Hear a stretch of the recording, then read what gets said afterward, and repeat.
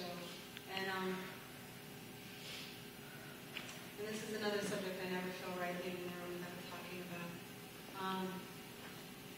My grandmother, I talk about her in the beginning of this poem, and my grandmother was so special, and her name was Faye. And when I was a kid, and my middle name is Faye, and so when I was a kid, I was so scared about somebody finding me out that I had this phobia that if people would figure out if they rearranged the initials to my name, and so I was so scared of that. Like, that's how paranoid I was. I remember being like 9 years old and my grandmother, when she was dying, I had just shaved my head in protest. Everyone in my city at the time had shaved their head in protest to the beginning of, I can't remember what war it was, but I think it was the beginning of the Iraq War. And I went home to visit my grandmother, and I walked in with a shaved head, and everyone in my family had freaked out about the shaved head and were mortified. And I walked in, and my grandmother, and she didn't care at all. She just, Andrea, didn't even say anything about it. All my hair being gone. And anyway.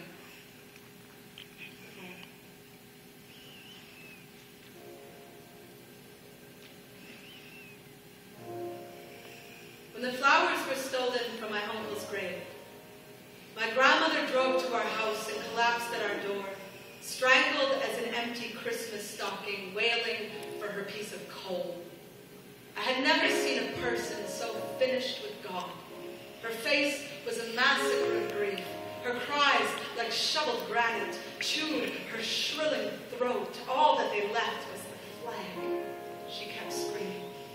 I thought her lungs would start bleeding.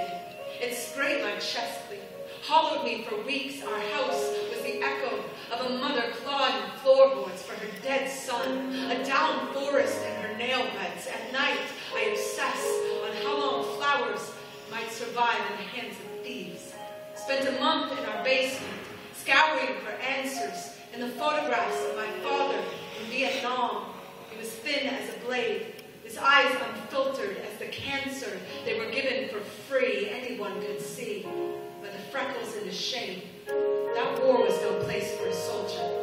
The heart is no place for the talents, the kind of secrets you can only keep in the same chamber you will keep loaded to keep your hands from shaking the ghosts of dead children awake. My uncle wasn't killed by a bullet. He dragged himself to sleep trying to drown their tiny screams. My grandmother followed him to the grave, like every mother does. I keep thinking of them today as I sit in my parents' living room. My father has been home from the hospital for a week, and I was just told he slept for 3 years in a field of Agent Orange, but is refusing to accept his 10% veterans medical discount because a patriot knows the cost of war, pays for it himself. I have written this poem before, but always through a window, never through an open door. I find my mother by the stove, stirring spaghetti sauce from a jar. I have never heard her breathing pull this hard. Earlier in the car, when my father broke down, she turned the radio dial up to save him. The embarrassment of his whimper. The radio was playing I Want to Sex You Up. We listened to it for 3 minutes at full volume. It was fucking hilarious. None of us heard a word. I don't hear the words anymore. The president announces the end of a war, and I just stare at my mother's eyes as my father's face falls into the trembling trench of his hands like a boy fresh out of boot camp who's just dropped his gun into somebody's cradle. When a war ends, what does that look like exactly? Do the cells in the body stop detonating themselves? Does the orphanage stop screaming for its mother when the sand in the desert has been melted down to glass and our reflection is not something we can stand to look at? Does the white flag make for a perfect blindfold? Yesterday, I heard a story about a little girl in Iraq, 6 years old, who cannot fall asleep because when she does, she dreams of nothing but the day she watched her dog eat her neighbor's corpse. If you told her the war is over, do you think she'd sleep? She's seen teeth chewed chew through a rib cage and swallow a heart. And I can buy dog pets at the mall. I can buy camouflage at the Gap. I can stare at the Vietnam Wall and forget it is missing the 2 million names of the 2 million Vietnamese slaves. So I can certainly forget that little girl, the dog, the neighbor, whatever soldiers we choke-chained in the opposite direction of God.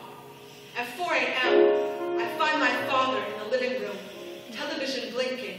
The newscaster says the number of U.S. soldiers who were killed this month at war was outdone by the number who came home and committed suicide. Outside is a flag waving from our front door. My father picked it out as carefully as he picked out my name. I want to tell him I still felt my spine from the clothesline that holds his work shirts, but I know I'd start crying. I am exactly like him. We both have wrinkles around our eyes, 100 years older than our age. We both carry ourselves like an ambulance with someone dead inside. Still think we might get there in time. I didn't get here in time. This house echoes like an empty canteen. Flowers don't survive long in the hands of thieves. So much is wilting. I look back out the window. My father's flag is aglow in the moonlight. I remember something I was told many years ago. I was told in World War II, 80% of U.S. soldiers could not bring themselves to kill an enemy soldier they found sleeping. Sleeping. I want to ask my father if he thinks that's true. But I know he won't sleep if I do. And he needs to sleep. God knows. We all do.